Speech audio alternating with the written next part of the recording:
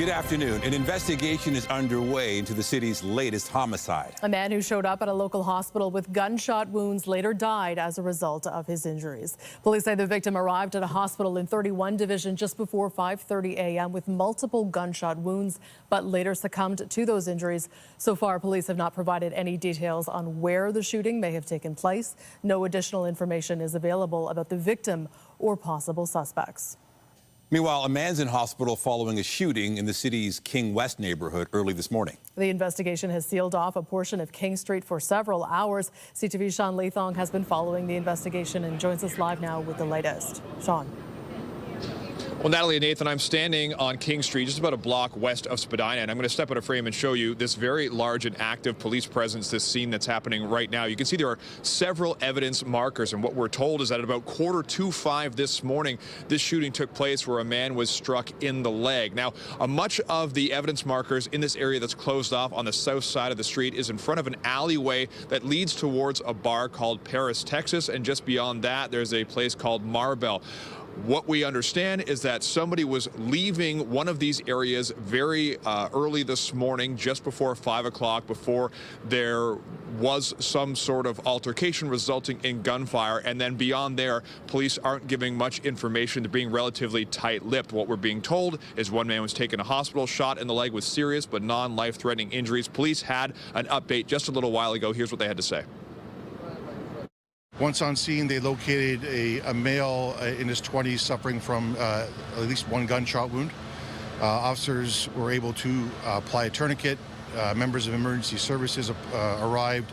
The male was subsequently transported to a local hospital to be treated for his injuries. It's my understanding that he is currently in serious but non-life-threatening condition.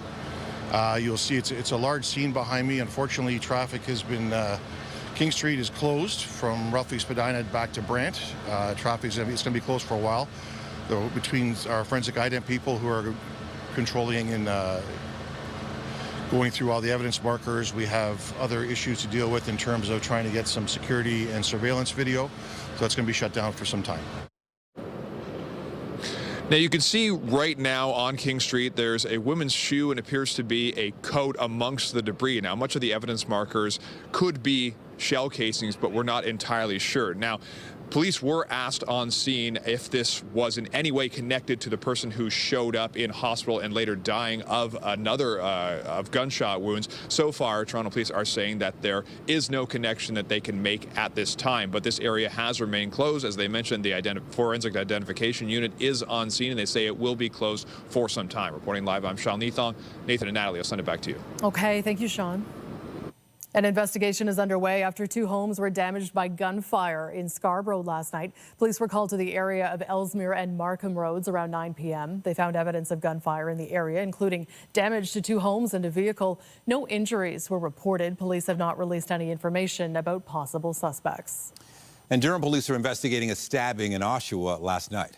Police were investigating a pedestrian struck near Adelaide and Prince Street around 9:15 p.m. when the man approached them. Now, he was assessed at the scene, and it was discovered he'd been stabbed in the back. He was taken to a Toronto area trauma center with serious injuries.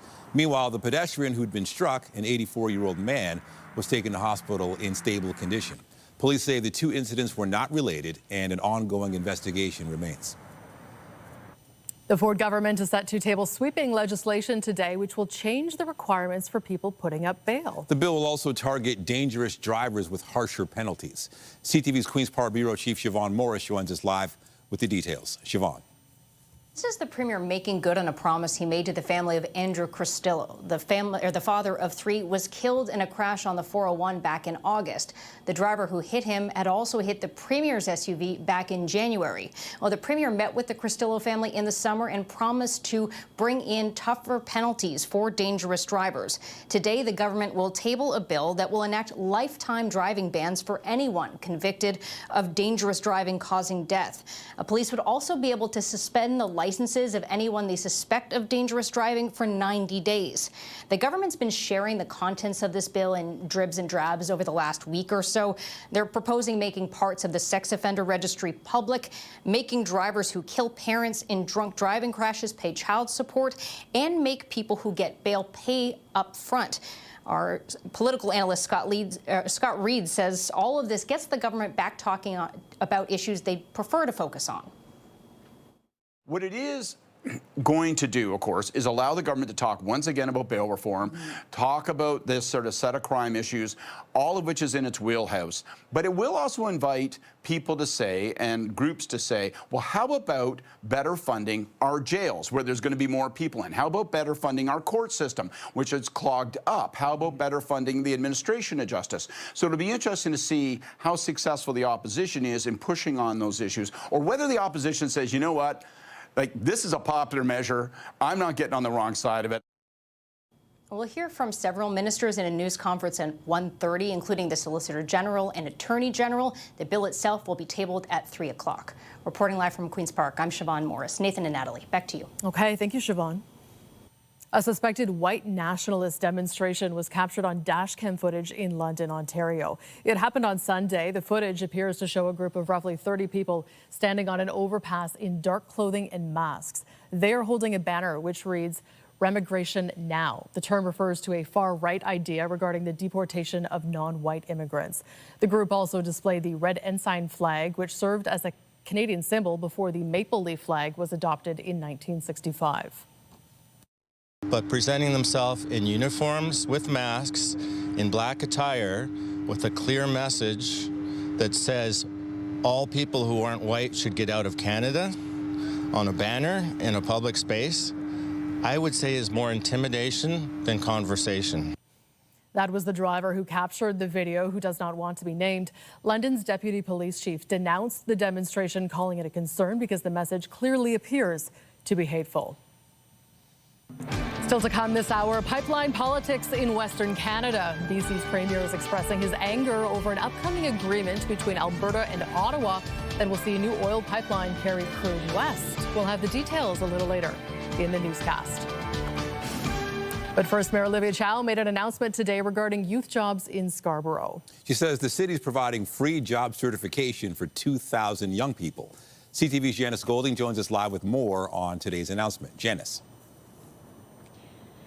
Hi, Nathan. Yes, as you've mentioned, there was an announcement this morning at a Scarborough Community Centre about the expansion of a youth employment program. Now, the Building Skills Through Recreation is an existing program that provides youth from 15 to 24 with free employment readiness training, meaning free CPR and first aid training, as well as more than 100 certification courses in areas like general recreation, sports, and aquatics. And that includes lifeguarding and coaching certifications. To date, the program has helped 1,000 kids get training for jobs, and the city says it's now going to double the number of spots to support up to 2,000 youth in 2026.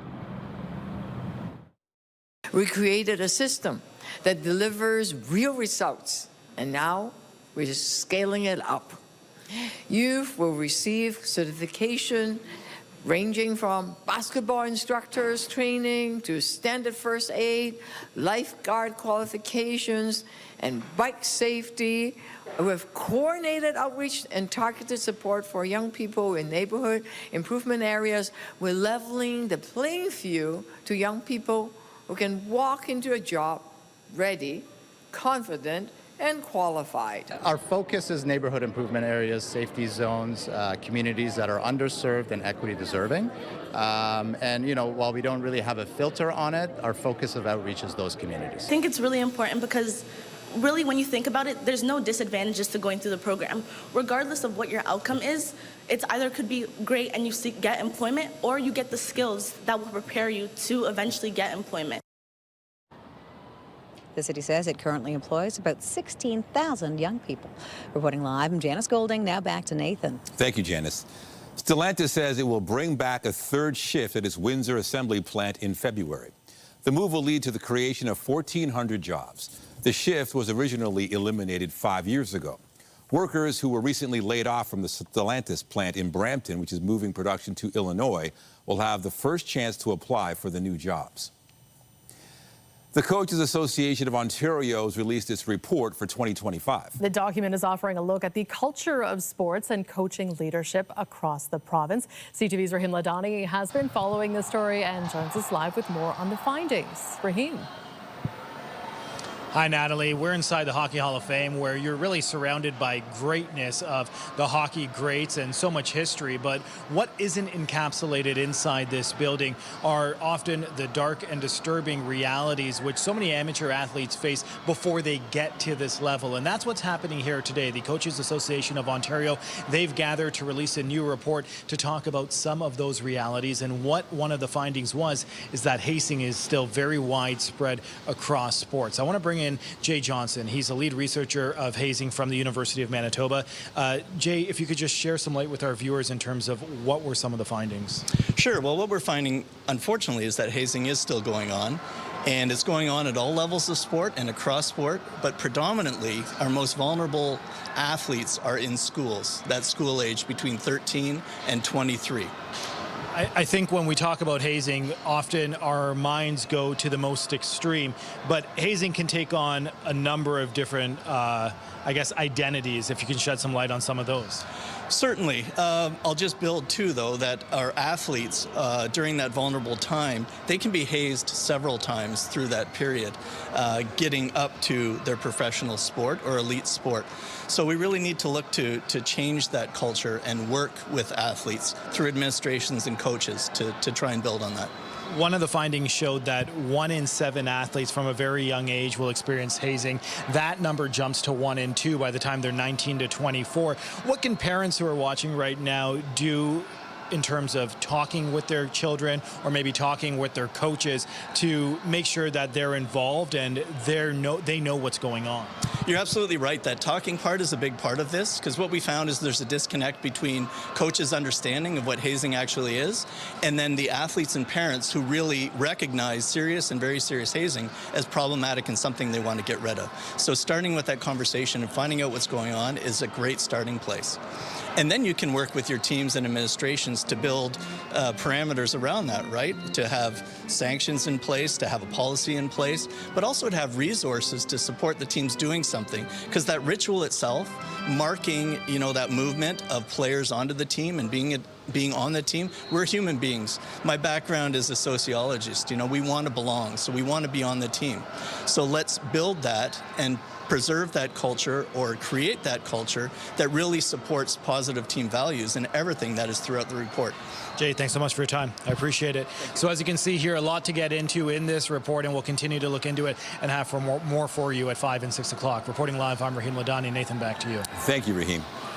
We have more news in a moment, but first a look at the forecast. Here's a live look at the city this afternoon. We are above seasonal today with a sun-cloud mix. Not a lot of sunshine, though, really. The trend's going to continue tomorrow, but there's a change coming Thursday. Cooler air on the way, and also some flurries and or snow. Let's take a look at our satellite radar. Right now, the story is the rain coming from the southwest. Quite a huge system is moving toward us, and it's going to hit us in about an hour or so keep that in mind. Rain is on the way. As for the current winds, pretty light, although in some areas it's a bit windy, so that's just something to keep in mind as well. Right now we're sitting at 11 degrees in Niagara Falls, 10 in Peterborough, 8 in Hamilton, so the trend all over the province is above seasonal. Conditions, of course, are going to change in a couple of days. We're sitting at 8 at the islands, 9 at the airport, and that rain again coming in later this afternoon throughout the evening. At least we're above seasonal, but again, that rain's going to eventually become snow. We'll give you a look at the long-range forecast a little bit later on in the show. Well, to other news, the federal government and Alberta are set to sign a memorandum of understanding on energy and climate change on Thursday. Sources say that deal will pave the way for a new oil pipeline to the BC coast. Now a move by a Saskatchewan company also has BC's Premier fuming. CTV's Rob Buffin reports. An agreement between Alberta and Ottawa is expected this week for a memorandum of understanding on a new pipeline to BC's coast, involving an exemption to the province's tanker ban. Big picture, what we're looking to do and what we are doing is a series of major investments, nation-building projects that make our country stronger. Premier Eby talked Monday morning with Prime Minister Carney, expressing his strong opposition to the plan, telling reporters the deal isn't yet finalized and reiterating his frustrations that even Saskatchewan was included in talks about the pipeline, but not BC. It's not something that would happen to Quebec. This is not something that would happen to other provinces in the Federation. I don't know why. The thought was that it would be okay for it to happen in British Columbia.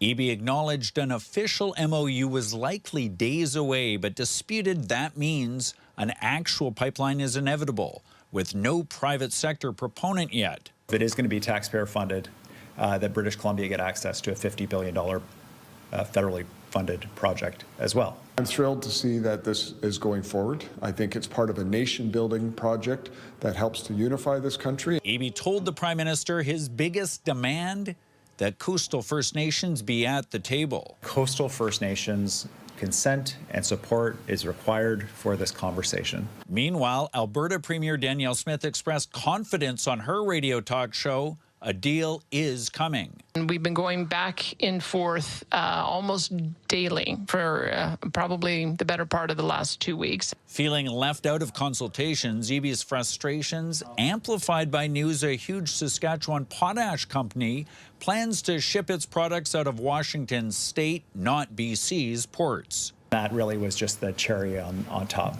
Saskatchewan Premier Scott Moe firing back. I'm really disappointed that, you know, an NDP premier would, you know, start, you know, thinking that this conversation is either or. It's either his projects or someone else's, and always advocating that it should be his. Robert Buffum, CTV News. And CTV's Colton Prale has been following this story and joins us live now with the latest. Colton, let's start with the pushback from BC and what concerns are being expressed by Premier David Eby. Yeah, it's twofold, and you heard both bits there. The first off is the involvement of taxpayer funding. He's arguing that there should be no taxpayer funding, or if there is, a cap on that amount. And if there isn't a cap, then at the very least, BC should be getting back what is being spent. And he's putting that towards $50 billion, which would be a very expensive pipeline.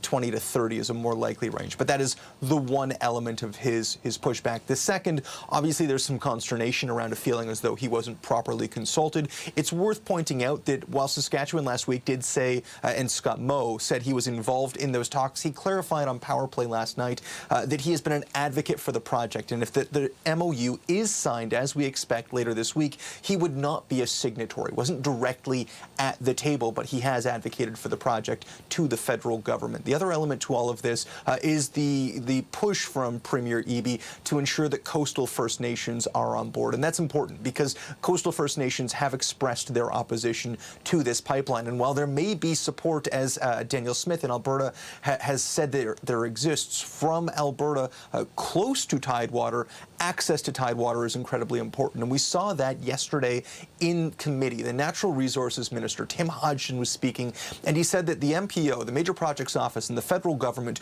was willing to clear barriers for these major projects, like a potential pipeline. But there are caveats to clearing those barriers. Have a listen. They have to do the work just like any other proponent. And if and when that they have done the work and they've got the support of First Nations and they have the support of the jurisdiction, we will work with them to see how we can make things happen. Including getting rid of the tanker ban? I'm not going to talk about hypotheticals. Now, the minister might not be talking about hypotheticals, but I can tell you what sources are describing when it comes to this MOU, and it is that it may necessitate some sort of carve-out for the tanker ban. But on top of that, it's about more than a pipeline. It's a larger energy outline. So expect changes to the industrial emissions, the industrial carbon pricing strategy, the emissions cap, both of which were hinted at in the federal budget, is something that we could see changes to, particularly as there is a push for the Pathways Carbon Capture project. This is very much the Carney government moving away from some of those Trudeau-era climate policies without necessarily scrapping them entirely and outlining the path forward they see for climate action, while also allowing Canada the potential for a new pipeline and the creation of a regulatory environment, crucially, that might incentivize private capital to invest in it. Okay, and so does the Memorandum of Understanding mean that the pipeline will definitely be built? It doesn't. That's the thing. This is about pushing that project forward. We've heard from Alberta that they are going to be pitching that project to the Major Projects Office in the spring of next year, before May, is what Danielle Smith said. But even with the Albertan funding, you are still waiting on private capital. And so very much this is about ensuring the groundwork is there for that capital to come in. We have certainly heard from the Albertan government and from the oil and gas industry about some of the concerns they have around the regulatory framework that exists right now. This is about trying to alleviate some of that concern so that Canada isn't in a situation where it is another fully taxpayer-funded pipeline that is being built, if it is built. Okay, CTV's Colton Farrell in Ottawa with the latest on the pipeline and the politics. Thank you. Anytime. Prime Minister Mark Carney is facing criticism for how he responded to a question about when he last spoke with U.S. President Donald Trump. Trade talks have been on pause for the past month after Ontario's anti-tariff ad angered the president. Carney says he's in no hurry to speak with Trump. Who cares? I mean, it's a detail. It's a detail. I spoke to him. I'll speak to him again when it matters. I look forward to speaking to the president soon, but I don't have a burning issue to speak with the president about right now. When America wants to come back and have the discussions on the trade side, we will have those discussions. The Prime Minister says, who cares? All of us on this side of the House care about the communities that are being emptied out in our forestry, the steel workers in Hamilton who don't have jobs to pay their mortgages. We care about those people. Why doesn't he? The Minister of Canada-U.S. Relations, Dominic LeBlanc, responded by saying the government will continue to negotiate a deal with the United States. And with tensions between Canada and the U.S. remaining high, many snowbirds are not making the trip south this winter. CTV's John Vanaveli-Rao has more on the fractured relationship and the American politicians urging Canadians to come stateside. At Toronto's Pearson Airport, this is typically a busy week for U.S. travel, with American Thanksgiving on Thursday. But this year, the lines may not be as long as usual. I try my best not to go to the States right now. The whole country's in a conflict. I am not going to the U.S. at all. Many travelers continuing to boycott travel stateside since relations with our neighbors remain strained. Something brought up by several American senators from border states over the weekend as they attended an international security conference in Halifax. Some calling Trump's tariffs a mistake, noting not only the economic damage, but how Canadians are responding personally. But the deeper problem is the cultural break. The idea that Canadians now don't think of Americans as their friends and their neighbors, but as an adversary. We're your friends, and we're going to do everything we can to put things back to the wonderful relationship that we've always had with Canada. The troubled state of that relationship reflected in the latest travel data, showing in October return trips by car from the U.S. were down 30% compared to a year ago, and by air they fell 24%. We caught up with Brian Ireland as he headed off on a holiday to Cuba. He says this year he didn't even consider going to Florida. Not at all. Not at all. We just try to stay clear there right now. We're not involved in the politics, and we're happy to be a Canadian. A recent poll found 70% said they'd feel uncomfortable traveling to the U.S. this winter. 65% said they were concerned about new border requirements for long-term visitors, including fingerprinting. Still, some of those U.S. senators remain optimistic the damage to relations can eventually be repaired, with one of them, an independent, simply calling the tariffs ridiculous. John Vanaveli-Rao, CTV News, Toronto. In Ukraine, at least 7 people were killed in Russian attacks on the capital overnight. The strikes hit buildings and energy infrastructure, knocking out water, electricity, and heat in parts of Kyiv. 22 missiles and more than 460 drones were fired at Ukraine. The attacks came during a renewed push to end the war and talks about a U.S. peace plan. Today, the UK said it will deliver more air defense missiles to Ukraine in the coming weeks. The pledge was made during a meeting of the Coalition of the Willing. In France, 4 more arrests have been made in connection to the stunning Louvre robbery last month. 2 men and 2 women are now in custody, although the Paris prosecutor did not reveal what role they played in the robbery. On October 19th, 4 thieves made off with French crown jewels worth well over $100 million in a brazen daylight heist that stole headlines around the world. The high-profile incident raised doubts about the world-famous museum's ability to guard its precious contents. So far, there is still no trace of the stolen jewels. And we have more news in a moment, but first another look at the forecast. If you've got plans to go shopping on Black Friday, we could have some snow, so bear that in mind. Right now we're sitting at 10 degrees in Wyerton, 7 in Muskoka, 9 in Toronto, well above seasonal pretty much anywhere you look across the province. If you go further north, you'll notice that it's much cooler. We'll give you details on that a little bit later. As for today, a mix of sun and cloud here in this city. We're well above seasonal, and that trend's going to continue for tomorrow. There's also rain on the way, along with cooler conditions Thursday and Friday. We'll give you a look at the long-range forecast after the break. When you see it happen, send it to CTV News. Text 10400 from your screen to ours.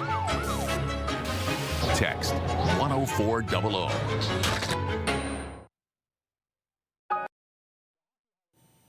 The names for two new Komodo dragons at the Toronto Zoo have been chosen. The two 4-year-old siblings will now be called Raya and Como.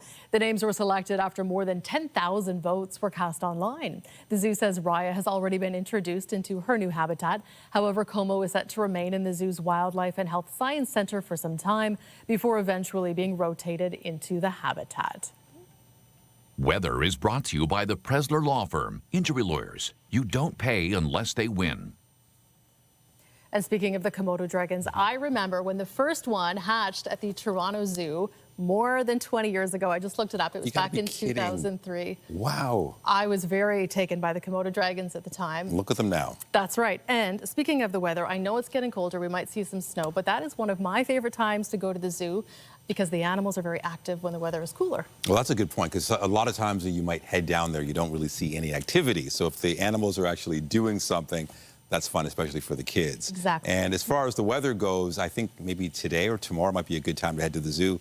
If you like the snow, then maybe wait till Thursday or Friday. Right now, we're pretty good. Not as a lot of sunshine, but at least we're above seasonal, sitting at 9 in Toronto, 10 in Trenton, 10 in Wyerton, a pretty warm trend, at least in southern Ontario.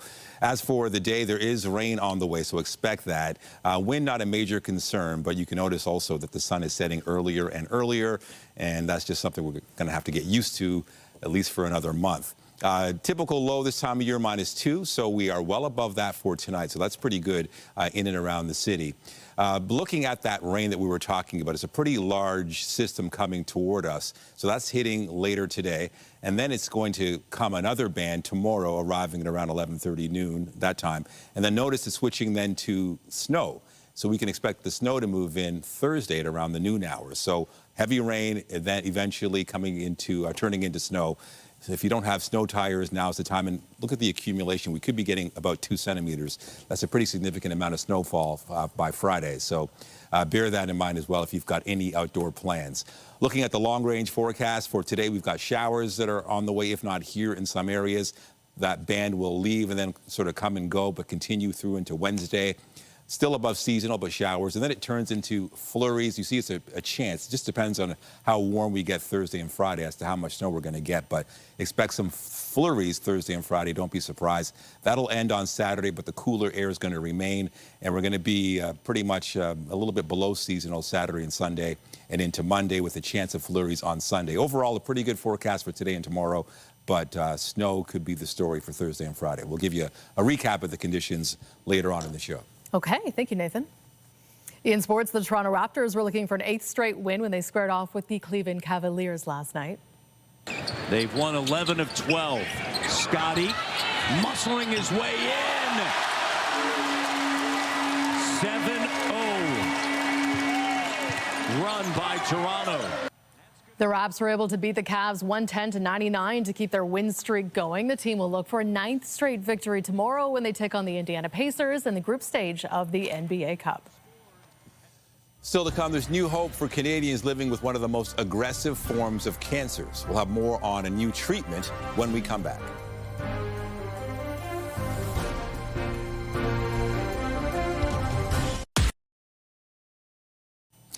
There's new hope for Canadians living with one of the most aggressive forms of cancer. The treatment is not a cure, but it is offering patients the gift of more time. CTV's Avis Favreau has the details.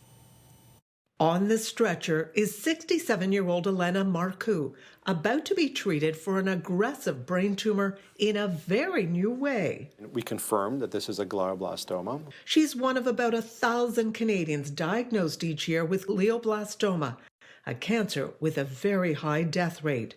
It ended the life of musician Gord Downie. The key problem, chemotherapy can't get past the blood-brain barrier to stop the tumor cells.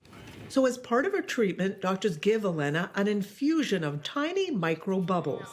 And as she lays in an MRI, they send ultrasound waves into her brain to cause those bubbles to vibrate.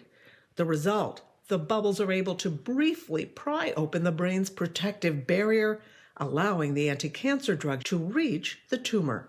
As I went through, it got easier. A new study of 34 patients, almost half of them in Canada, found this treatment given once a month for just 6 months extended overall survival from 19 to 30 months, a 40% increase.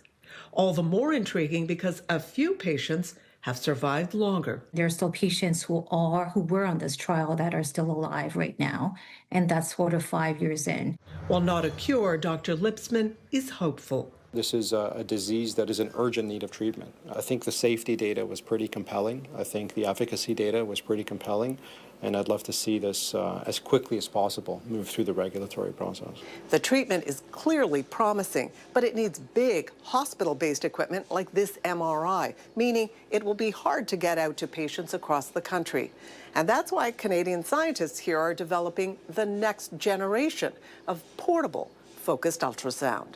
And this is what the next Canadian-designed prototype looks like, wires that deliver the ultrasound outside of an MRI, with patient studies to begin next year. We can do it faster, we can do it more streamlined, doesn't require an overnight stay, but all of those steps will mean a much reduced cost footprint. Elena, meanwhile, has one more treatment to go. I have 2 grandkids. One is 10 months old, and I can be around them. After which she hopes her brain tumor remains stable as she helps science with the next stage of this research. Avis Favreau, CTV News, Toronto. The federal government is not committing to the expert roadmap for a national pharmacare system. Health Minister Marjorie Michel says the government is still reviewing the recommendations and stressed the advice is non-binding. The expert committee's report released last Friday calls for a national list of essential medications and federal funding to make those drugs free with a health card. But Michelle says health care is provincial and her job is to work with partners, not override them. More than $5.4 billion in cannabis tax revenue has been collected since the drug was legalized for recreational use in Canada. The federal government added $1.2 billion to its coffers, while $4.2 billion went to the provinces. Ontario took in the greatest provincial share of revenue at $1.5 billion. Alberta was second at just more than $1 billion. Cannabis was legalized in 2018. The investigation continues into last week's vicious grizzly bear attack on students and teachers out on a field trip in BC. 2 bears have now been captured, but they have not yet been linked to the attack. As CTV's Martin McMahon reports, there are calls for BC to revisit its ban on hunting grizzly bears. What we're trying to do is just focus on keeping the community safe and trying to locate the bear. Just days after a grizzly bear attacked a group of 20 elementary school students and teachers in Bella Coola, the environment minister very much focused on finding the sow and 2 cubs involved. Conservation officers captured a bear Monday morning. The evidence that they've collected so far suggests that this was not the bear that was involved in the attack on the children and the teachers.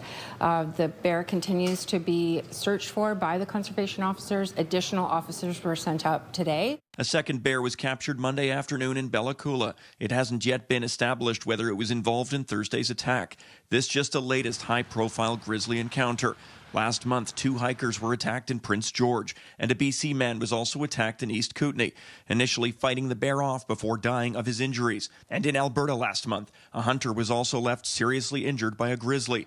It's prompting calls to revisit BC's ban on grizzly hunting. Obviously, there's other tools around mitigation, attraction management, bear conflict, But a number of places that, historically were opposed to grizzly bear hunting, we're hearing more and more from them now that they're really concerned, and there's having additional conflicts in the last couple of years. But some experts are pushing back on the idea of reviving the hunt. Across British Columbia, over about a 35-year period, the only statistical signal that is correlated with grizzly bear conflict is declines in food supply, specifically salmon. Derrimont insists there are alternatives to a hunt. And that is supporting the restoration of salmon runs, both the stream spawning habitat, looking again at harvest levels out in the ocean, and very importantly, helping humans manage attractants in their area. The government will examine the hunting policy in the coming weeks, but says it will not make any immediate changes. Martin McMahon, CTV News, Vancouver. Still to come, Meta is lobbying Ottawa for new rules when it comes to who's responsible for online age verification measures. We'll have those details when we come back. Get Toronto's top stories, breaking news alerts, and watch live. Download the CTV News app. Welcome back. Mayoral candidate Brad Bradford is addressing the Empire Club of Canada this hour, promising that if elected mayor, he would introduce a transit service guarantee on the TTC, meaning that if your ride is more than 15 minutes late, you would get your money back. Let's listen in. That we do because of the extraordinary effort that you make, and I am so lucky to have you as a partner in all of this, and so grateful for your support. Thank you so much.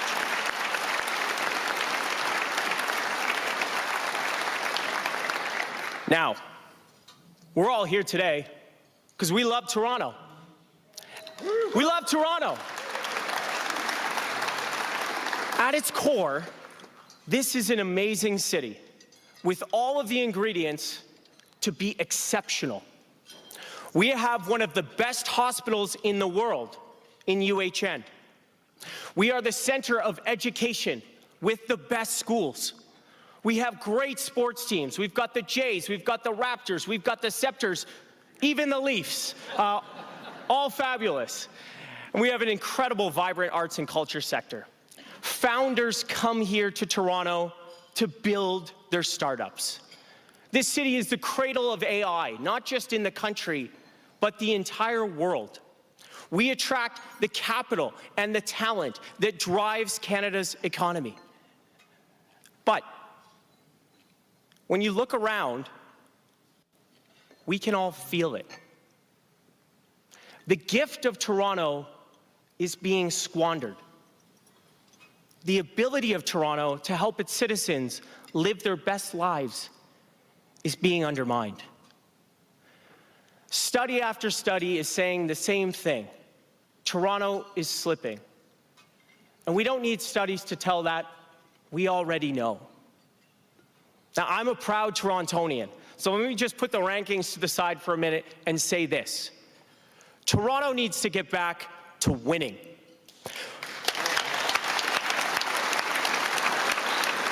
We need to win again so that we can be the best city in the world to raise a family, to build a business, and to unlock our potential.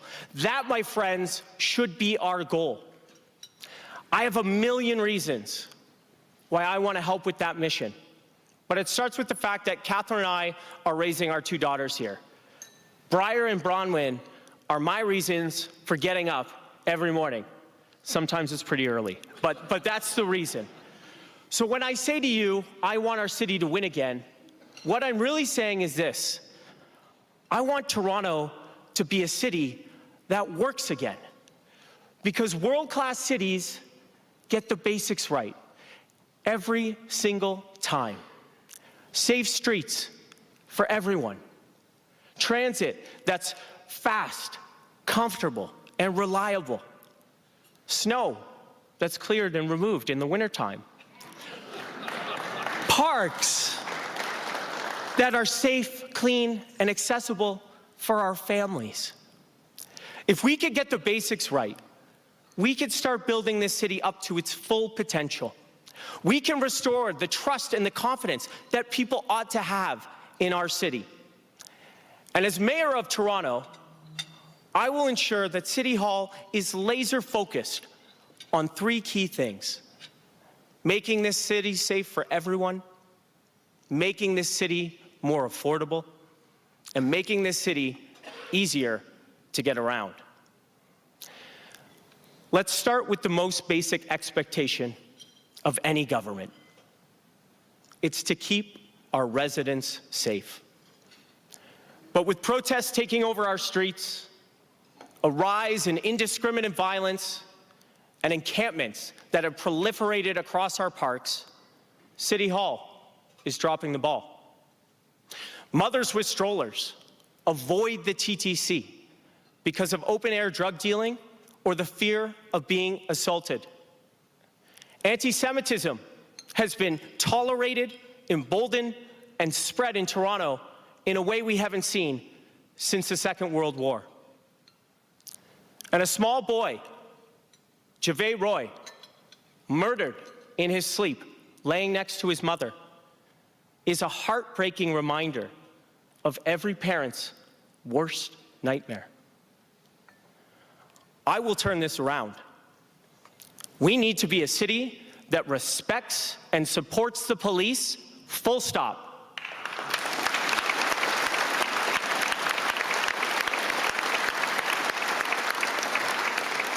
That will require additional resources in our neighborhoods, on the TTC, and working with other agencies.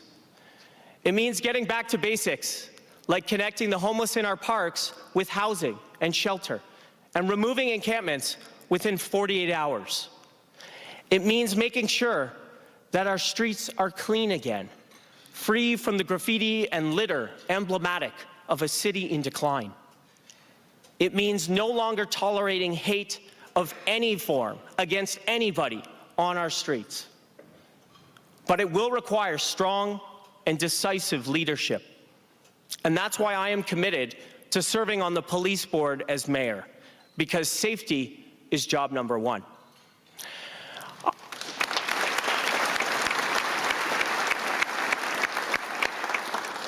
I'll tell you this, I will not be afraid to do the difficult things, to build a city of the future where we can describe Toronto as a clean, safe, and tolerant city once again. I would suggest to you that we're not winning on these scores today, but I'm confident that a return to basics will help us get there. If we can do that, if people and that is mayoral candidate Brad Bradford outlining a back-to-basics plan for Toronto, pledging to make the city safer, more affordable, and easier to get around. That includes a transit service guarantee for the TTC, in which riders would get their money back if their ride is more than 15 minutes late. So far, Bradford is the only high-profile declared mayoral candidate. The election is October 26, 2026. Well, Meta is lobbying Ottawa for new rules when it comes to who's responsible for online age verification measures. The company argues the App Store should verify users' ages instead of individual platforms like Facebook or Instagram. The change would put the burden of identifying underage users on companies like Apple and Google. The idea is that app stores would have to send a signal to app developers indicating whether users are older than 18. Meta Canada wants the Liberal government to include the change in upcoming legislation that deals with online safety issues. The holiday shopping season is here, and that could pack a punch for your wallet. Equifax says credit card balances are expected to peak in December, with missed payments already on the rise as we head into the holidays. The agency says 1.45 million Canadian consumers missed a credit payment in the last financial quarter. That is up by 40,000 people from the previous quarter. The report found delinquencies are up among younger consumers and those in cities like Toronto and Vancouver. You're watching CTV News Toronto at noon. We'll have more when we come back.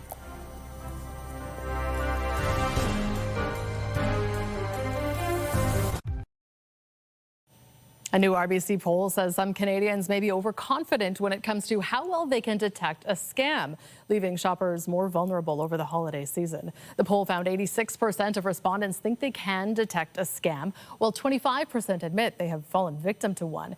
Many also said they are concerned that scams are getting harder to spot, especially with AI tools like deepfakes now being deployed by scammers. RBC says to protect yourself over the holiday season, shoppers should watch out for emails claiming your account has been hacked or notifications about delayed packages that prompt you to enter payment information.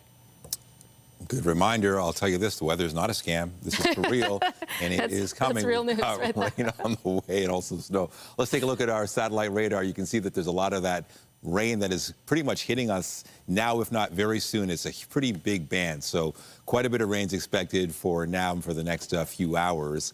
Right now, though, conditions are pretty good. Just looking at 11 degrees in Niagara Falls, 8 Hamilton, 9 in Toronto.